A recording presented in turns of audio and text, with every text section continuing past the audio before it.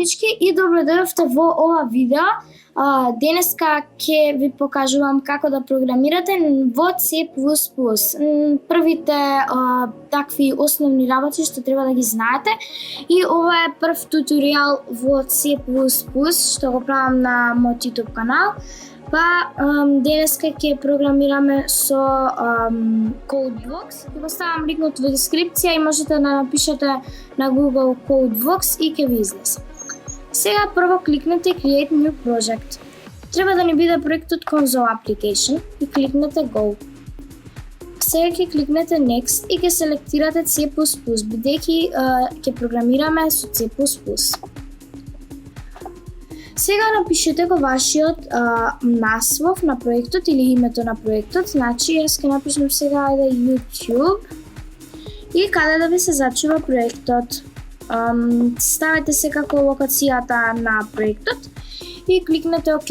И сега само треба да кликнете Next. Сега тука ќе ве праша кој компайлер. Кликнете Finish. И сега тука како што гледате еден фолдер Sources. Кликнете плюс на тој фолдер и вклучете оваа програма main.cpp. И еве тука имаме обичната програма Hello World. Taraba include IOStream using namespace std int main count hello world endal return 0. И тука сега за да ја испробате програмата, само кликате на ова копче горе build and run. И ете гледате hello world, process return 0, execution time и така натаму. И ете hello world текстот ни се напиша. Сега, што значи Taraba include IOStream и зашто се користи? Пред да почне програмата, треба да му посочиме дека треба да ја користи библиотеката IOStream. Постојат повеќе библиотеки. IOStream е една од стандардните библиотеки која ни овозможува да испринтаме, да се покаже текст на нашиот екран. А текстот во овој случај ни е Hello World извичник. После, using namespace std, тоа значи дека користиме стандардните работи. И int main е тоа оваа каде што е програмата, значи пред програмата int main и после ви доаѓа програмата секако. И тука овие знаци што треба да се стават кај што ќе го почнете кодот на програмата, значи сите овие команди се пред програмата, а сега тука е таму каде што ја програмирате програмата. Секако тука не се става точка запирка, ниту туку се става само на using namespace std. И не треба да заборавате да ставите точка запирка тука. Сега јас ќе избришам оваа проста програма и ќе пробаме да направиме, например, калкулатор. Како да направите калкулатор е вака. Прво треба да напишете Taraba include IOStream, првата библиотека и ние ќе користиме во овој случај две библиотеки. Втората библиотека include ќе биде cctdlib или cctd library. Сега што ќе користиме е using namespace std, стандардните работи, space std и точка запирка секако тука. И потоа ќе напишеме секако int main, каде што ни е главната програма. И отвори заграда и затвори заграда. Сега ќе кликнеме Enter и ќе ставиме еден ваков знак. И секако ако ставите првиот знак, ќе ви се напише и последниот. Тука имате за програмата да ја видите што се испишале. И сега прво што ќе напишеме е ќе создадеме три променливи. Како се создава променливи? Треба да декларираме променливи, така да ќе напишеме int и првата променлива сакаме да ни биде a. Втората променлива сакаме да ни биде b. И третата променлива може да ни биде c. А променливата c можеме да ја користиме за резултатот на калкулаторот.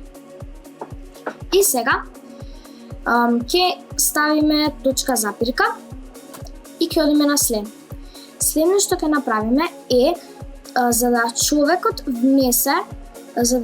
внесе преку тастатурата првата бројка, првата променлива, секако првиот број, ќе треба да напишеме цин и ќе треба да ставиме едни вакви символи или пак знакчиња и да напишеме променливата А. Со оваа функција му овозможуваме на корисникот да ја внесе која бројка ја сака. Значи ова е првата бројка. Сега тука ќе направиме да може да ја внесе и втората бројка која е Б. И сега треба да ја напишеме главната функција, која е А плюс која е С еднакво на А плюс Б. Ова е калкулатор само за собирање, а можете да вие да го направите и ако сакате за одземање. Например, место плюс можеме да ставиме минус. А минус Б. Но ние сега ќе го правиме со плюс, затоа што ова е една од попростите програми. И сега тоа што ќе го направиме е ќе напишеме count. Командата count ми служи за да видов се кога на програмата Hello World, пред Hello World имаше count и овие символи. Значи count зборчето ни служи за функција за да може да ни испише на екранот. Например, јас сакам да ми се испише текстот 1, 2, 3. И сега count ми овозможува да се испише текстот на екранот или да се испринта. Count 1, 2, 3 и еве точка запирка и сега ќе видите што ќе се случи, само не заборавајте да ставите точка запирка и тука. И сега мене ќе ми напише јас ќе пишам најде ова да го прескокнеме, еве го, 1, 2, 3. Значи, оваа count функцијата значи за да му посочиме на C++ да ни го покаже текстот.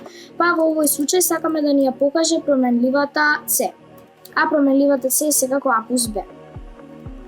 И сега ние сакаме да затвориме линија што е endl или следна линија, endl.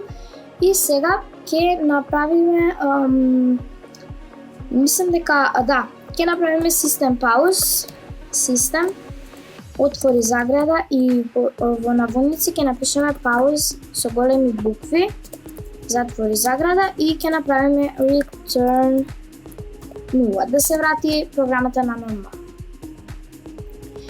Само малку. И требаше да напишеме точка запирка тука и точка запирка тука. И сега е да пробаме програмата. Само малку. Build and run. И ајде. Да напишеме, например, 34 плюс 54. И тоа е 88 и секако калкулаторот ни работи. Но што ако некој друг го користи нашиот калкулатор? Тогаш тој нема да знае што треба да напише и ќе му биде малце нејасно, па така да треба да му посочиме упатство. Така да, сега ќе напишеме count. Тоа е функцијата на да ни се испише на екранот нешто. Значи count, ставаме две вакви и ставаме наводници. Се ако користите ако сакате некоја променлива да се покаже или например некоја функција, например како А плюс 5 плюс 8. Тогаш не пишувате наводници. Но ако сакате да ви се испише текст, како текст, треба да ставите наводници. И сега напишете ќе напишеме внеси го првиот број. И ќе ги затвориме наводниците. И ќе ставиме endl точка запирка. Тој ќе го напише корисникот првиот број и тоа што ќе го напишеме сега е count. Јас ќе напишам например вака знакот плюс, еве вака. И ќе видите што сакам да објаснам со знакот плюс кога ќе го направам ова.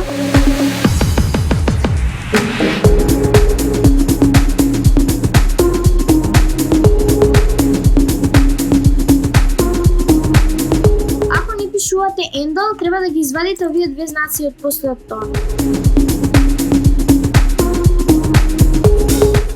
Тоа е што може да се подобри во оваа програма.